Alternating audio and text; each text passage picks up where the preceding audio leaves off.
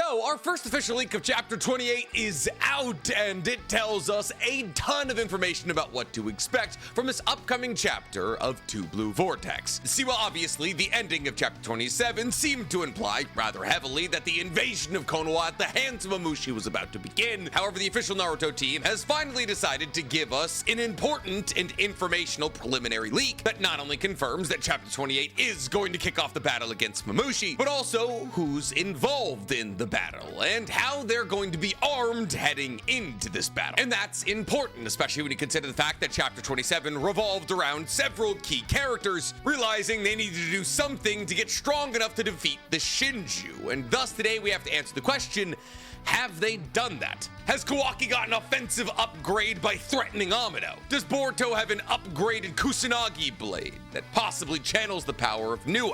And was Inojin able to master his mystery jutsu? And will all that be enough to overcome the multiplying ability of Mamushi? Well, today we're going to be answering all those questions and a whole lot more, because today we're talking Inojin's new broken jutsu revealed. So before we get to revealing anything, guys, please, for me, like this video, subscribe to the page, and hit that noti bell. And if you're looking for one additional NC Hammer 23 video every single week, guys, you can go ahead and find my Naruto reaction series using the fourth wall link in my description below. We're on to the final part of Neji versus Hinata. So, before we get to diving into answering all these hypothetical questions that we've asked, let's quickly go over the one page that we got leaked from the official Naruto team, which I'm assuming, like a lot of the other initial leaks that we get from the Naruto team, comes from relatively early on in the chapter. We get a reaction from 5 very important people, especially under the context of a battle against Mamushi, reacting to Mamushi beginning his invasion of Konoha. And in this one page, we see Boruto flying off to action to begin his battle against Mamushi and protect Konoha. And while watching Boruto fly anywhere is always going to be cool, the most important tidbit of information we can glean from this one image of Boruto that we get is the fact that he has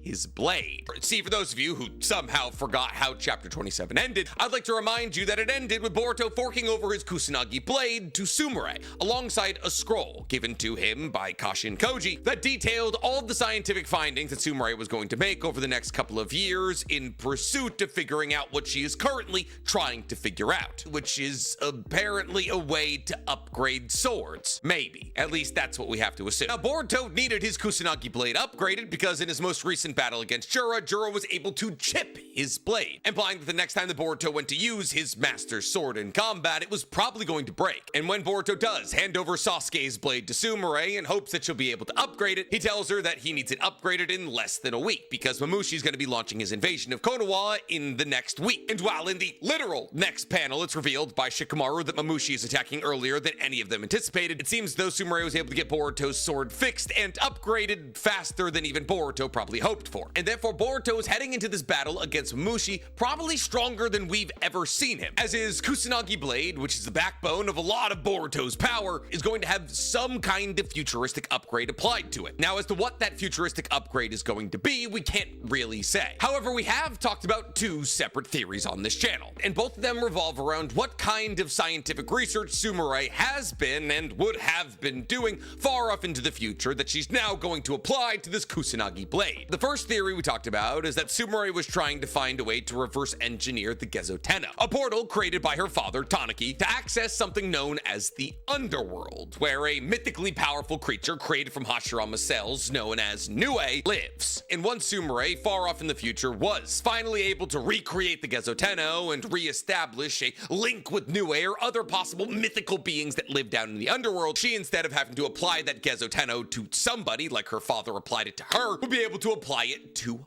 items like Boruto's sword, and thus an item would be able to act as a portal to the underworld rather than a person, and that item would be able to tap into the power of creatures like Nue, especially when you consider the fact that Nue specifically targets those who are experiencing negative emotions. And the biggest talking points revolving around Jura right now are all of the feelings that he's beginning to learn to feel. That is to say that Jura is becoming more and more human every single time we see him, and thus the idea that eventually he'd be able to feel something like vitriolic hate for Boruto is not unlikely, and therefore that could open the door for Nue targeting him. However, the other possibility we talked about with Boruto's Kusanagi blade is that it could be being turned into some kind of chakra lightsaber. See, during the OW arc, which is one of the more forgettable arcs of Boruto, we see that the previous forefront scientist of all of Konoha, Katsuki, outside of creating things like a gigantic chakra mech suit that's able to absorb jutsu, created something that he regards as a failure, a chakra lightsaber that's able to cut through any and everything. However, the chakra usage of keeping it activated is so incredibly taxing that it's basically non-usable, and therefore there's a possibility that Sumere's been trying to find a way to make the chakra lightsaber more chakra efficient. And considering the fact that there is a large talking point in chapter 27 revolving around Boruto's inability to keep his Kusanagi blade wrapped in chakra because he got distracted, if he was able to just simply turn on a chakra coating to his blade and turn it off, he wouldn't have to worry about being distracted or keeping his mind on his blade to keep it coated in chakra to make sure that it's never chipped. However, regardless of what the upgrade is, Boruto has his sword back, and we're going to see what that upgrade is, most likely in chapter 28. The next panel that we see after Boruto is Shikamaru, who's reacting to the news that Mamushi has begun his invasion of Konoha. And from Shikamaru, we get the information that Mamushi is launching his invasion of Konoha earlier than even he and Kashin Koji projected. Because while Kashin Koji did say that Mamushi would be launching his invasion in about a week, he also established that it could be earlier, and apparently it is earlier. And this makes sense when you consider the fact that the last page of chapter 27 showed us Mamushi standing on top of the Konoha walls, as the narrator said, several days later. Now, several usually refers to like 3 to 5, but still, the important takeaway here is that Mamushi is here earlier than a week. Now, Kashin Koji pretty immediately establishes that this wasn't all that surprising, because the next panel he says, that's how it is. Fate has already begun to change. And this has always kind of been a possibility, as Kashin Koji has multiple times highlighted the fact that the reason he doesn't share his projections of the future with a lot of other people is because the more people that know about the future, the more likely the future that he's seen is going to change. And therefore, most likely, the reason that Mamushi has shown up early is because Kashin Koji has told so many people about the invasion of Mamushi. However, the truly interesting part of this leak, to me at least, is the next two panels that focus on Inojin and Kawaki. Now, if you'll remember, in chapter 27, Boruto wasn't the only person trying to get stronger. Kawaki was not only actively threatening to kill Amado if he didn't maximize his offensive output, but also told him that he wouldn't be caught dead helping Akebi until Amado did. See, because Kawaki was establishing the belief in chapter 27 that after his battle against Jura, he believes with more power, he'd be able to kill him for good. Because at his current level of power, he believes that he was able to injure Jura enough to the point where he had to heal himself. And therefore, with just more offensive output, he could finish Jura off once and for all. However, Amado doesn't want to tweak Kawaki's body any further on account of the fact that he believes that Kawaki's body won't be stable at that level of power. With Amado stating that if Kawaki were to continue to increase his power, it would basically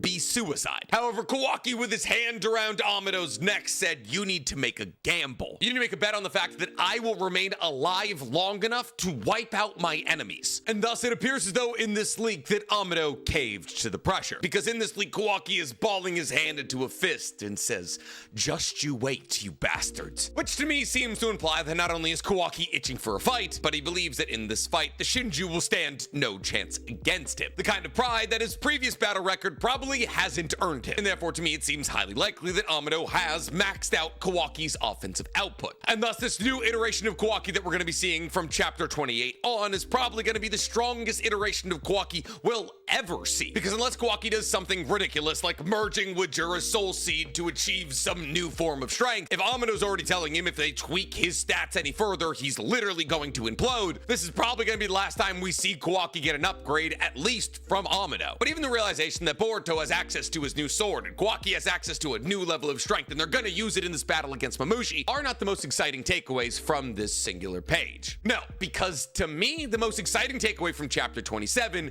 is that Enijin is trying to create some new upgraded version of the mind-body swap technique. I don't know why I did this. It's this. See, the mind transition jutsu, as it's colloquially known, has been the Yamanaka's base jutsu for, well, as long as the Yamanaka have existed. 17 generations of the Inashikacho formation have been built on the idea that the Yamanaka have access to the mind transmission jutsu. And while it might seem kind of silly on account of the fact that the mind transmission jutsu is consistently one of the least powerful jutsus in all of Naruto, that doesn't mean mean there hasn't already been some relatively impressive innovation in the space of the mind transmission jutsu. And yet it's established in chapter 27 that Inojin makes an entirely new, upgraded version of the mind transmission jutsu, specifically to avenge Himawari, who most likely dies in this far-off alternative future at the hands of Jura. And that's important. See, because it's Jura that's after Himawari, not Mamushi. Mamushi couldn't care less about Himawari. And therefore, when trying to figure out exactly how this upgraded version of the mind transmission jutsu is going to work, we have to think about the fact that Inojin created this upgraded version of it in order to avenge the death of Himawari by most likely killing Jura. And therefore the technique, while it has been established by Kashin Koji to be highly effective against Mamushi, was most likely not made with Mamushi in mind. But what is this upgraded version of the mind transmission jutsu going to be? Well, in order to figure that out, we kind of have to establish what it's most likely not going to be. See, as we all probably know, the mind transmission jutsu allows for the user, who's almost always a Yamanaka, to fire their consciousness from their body into somebody else's, taking control of that person's body and usually using the control of this person's body to engage in a little bit of reconnaissance. Because that's the thing, the mind transmission jutsu is basically only useful for reconnaissance. It is not an offensive jutsu at all. Not only because when the mind transmission jutsu is used on somebody, the user collapses on account of the fact that their soul is no longer in their body, but also because when a Yamanaka transfers their soul to somebody else's body, any and all damage inflicted upon the body that they're controlling is inflicted back on their real body. And therefore, a Yamanaka can't just transfer into somebody's body and stab themselves in the neck a bunch of times to kill their enemy, because that would kill them. Now, while technically this could be a great Hail Mary use as the last resort by a Yamanaka, that is to say, if they were about to be defeated by an enemy, they could use their mind transmission jutsu one last time, stab the enemy in the neck a bunch of times, and kill themselves and the enemy. But we've never seen the technique used like that. On top of this, technique really can't be used against people who are stronger than you or have better chakra control than you. It also can be rather easily overridden if the user is low on chakra. And therefore, at the end of the day, there's kind of more weaknesses to the mind transmission jutsu than there is strengths. However, the technique itself has been improved upon by some of the strongest Yamanakas that we know, like Ino's father, Inoichi, and Fu Yamanaka. See, Enijin showed us during the Konoha Crush arc that he had access to a technique known as the Mind Disturbance Jutsu. That's why I do this. This is the hand symbol for Mind Disturbance Jutsu. And the Mind Disturbance Jutsu is just like the Mind Transmission Jutsu, but better in literally every single way. See, rather than firing his soul into one enemy, Inoichi is able to take over the nervous system of either one or entire groups of enemies. And by overriding the nervous system of his enemies, he's able to control all of his enemies like puppets, either forcing them to do something like grab a kunai out of their pocket and stab themselves in the neck a bunch of times, or even going so far as to force his enemies into fighting and killing each other. And thus, not only is Inoji able to fight against multiple enemies simultaneously, but also using this technique doesn't put him at the distinct disadvantage of not having his soul inside his body. Now, if hypothetically Inojin were to create some jutsu similar to that of Mind Disturbance Jutsu, I could see why Kashin Koji would say that this technique could be incredibly useful in the battle against Mamushi. See, because Mamushi's entire ability is to replicate himself and lose no power in those replications. And as each and every single one of those replications is going to be as powerful as a Shinju, and there are very few people in Konoha who are able to defeat a Shinju in 1v1 combat, forcing all of those Shinju into battling against each other would basically be the perfect way to battle against a crowd of Mamushai. However, this technique already exists, so if Enijin created it, well, he really wouldn't be creating anything. On top of that, it's important to remember here that Inojin makes this jutsu to counter Jura, not Mamushi. So while something like this is technically a possibility, it would be really dumb. There's also been less impressive upgrades to the mind transmission jutsu, like the upgrade that Inojin's mother, Ino, created, the mind clone technique, which allows for Ino to clone her soul so that it can be fired into two people simultaneously, allowing for Ino, kind of like her father, to control multiple people simultaneously. However, this technique does still require that Ino fires her consciousness and that her consciousness leaves her body. It's also, so far as we understand, limited to two people, and therefore it is drastically weaker than Inoichi's Mind Disturbance Jutsu. However, sometimes the upgrades that have come to Mind Transmission Jutsu aren't just about being able to affect multiple people at once. Sometimes it's more about guaranteeing that you get a swap into somebody else's consciousness. See, because here's the thing. Another entry in the long list of problems with the Mind Transmission Jutsu is the fact that you can miss. Well, yes, later on in the story, it is established that Ino has gained the ability to curve her soul to hit people that she's not directly aiming at, and part 1 of Naruto, it's established that using the mind transmission jutsu fires your consciousness in a very easily dodgeable straight line, which is the very reason that the Inashika formation exists in the first place, because in order to ensure that the Yamanaka mind transmission jutsu is complete, the Nara shadow possession jutsu has to be used in order to make sure that the enemy is standing still. However, Fu Yamanaka, Danzo's left-hand man, gets around the prospect of his mind transmission jutsu being dodged, uses something known as puppet switched curse technique, where he transfers his consciousness into that of a puppet with a curse seal on it that he then attacks the enemy with. And whenever either that puppet does damage to his enemy or the enemy does damage to his puppet, the curse seal on the puppet is activated and Fu is able to take over that enemy's body, ensuring a 100% guaranteed swap rate. So even though the mind transmission jutsu is probably the weakest out of the hidden jutsu, there's a video, all hidden jutsu ranked. I've absolutely done that, right? I've done a top 10, which leads me to believe that when I tried to make that video years ago, I realized there was probably too many hidden jutsu to make an entire video about. But whatever, we'll do it. Anyways, back to what we were talking about. Fundamentally, whatever upgrade Enijin makes to the mind transmission jutsu, it can't be like any of these previous upgrades. I mean, it totally can be like any of these previous upgrades. However, if the super secret future iteration of the mind transmission jutsu that Enijin creates is just some variant of a previous upgrade, that'd be incredibly lame. So what is this futuristic upgrade to a long-standing jutsu that Enijin's gonna be able to master in 2 days going to be? Well, I believe Enijin, fueled by the rage, anger, and sorrow he feels for Himawari's death at the hands of Jura and a far-off post-apocalyptic Naruto future, cracked the code as the first ever Yamanaka who figured out how to use mind transmission jutsu to kill. I mean, think about it. Kashin Koji states that Enijin made this upgrade to the mind transmission jutsu in order to enact revenge for the death of Himawari. And Jura is just one being. It doesn't need to be group control. It doesn't need to be a guaranteed swap. I believe that there is a fair chance that the reveal that we're going to get of this upgrade of mind transmission jutsu is that Enijin has somehow, some way been able to separate the damage inflicted on the body he's controlling from his main body. Meaning that this upgraded version of mind transmission is essentially a Fuin jutsu. A jutsu that when used, if you're tagged by it, is guaranteed death. Or because the second that Enijin is able to take over your body, he's able to kill you with your own hands,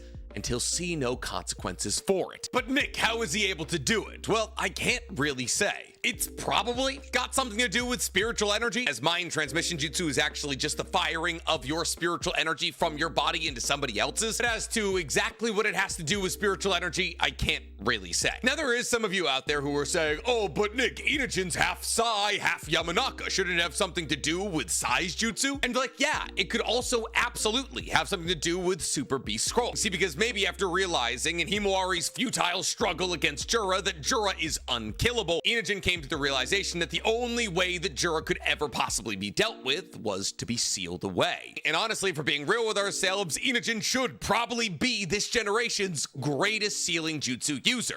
Fuin jutsu is sealing jutsu. I meant Juin jutsu? No, mind transmission jutsu is a Juin jutsu. Oh wait, no, I did mean Juin jutsu. Good, got it. Anyways, Enijin should be the primary Fuin jutsu user amongst the new Konoha 7. After all, his father with Super Beast Scroll and his sealing tiger jutsu was in charge of the sealing corps during the 4th Great Shinobi World War and sealed away a ridiculous amount of a high-level Edo Tensei ninja. I mean, Sai was literally seconds away from sealing away Madara after Madara's battle against Hashirama. And the fact that Sai could be trusted to seal away Edo Tensei Madara should speak to the level of the Fuin jutsu of the Super Beast Scroll. And therefore, there is also a distinct possibility that Enijin has found a way to combine the jutsu of his mother and his father to create some kind of sealing mind transmission jutsu. And consider the fact that the precedent has already been set for this kind of thing by Fu, who's able to use curse seals in combination with the mind transmission jutsu, it's not crazy to assume that Enijin could do something similar, but rather than using a puppet to swap into somebody with a guaranteed hit rate, Enijin could use mind transmission jutsu in combination with a tiger scroll to have a guaranteed sealing hit rate of his enemies. But for the moment, we can't really say. We can't even say that Inojin masters the jutsu that he was supposed to, because in the one panel that he is showed on the singular page that we got leaked from the official Boruto team, he looks contemplative and nervous, which implies that he may not have mastery over the jutsu that he said he was going to be able to master in just 1 day's time. But hey, here's the hoping. But I'm curious to hear from you guys. What do you believe Enijin's upgrade of the mind transmission jutsu is going to be? Let me know in the comments below. And while you guys are down there, please, for me, like this video, subscribe to the page, and hit that noti bell. Now, if you'll excuse me, I have to go to the premiere of the Sisu 2.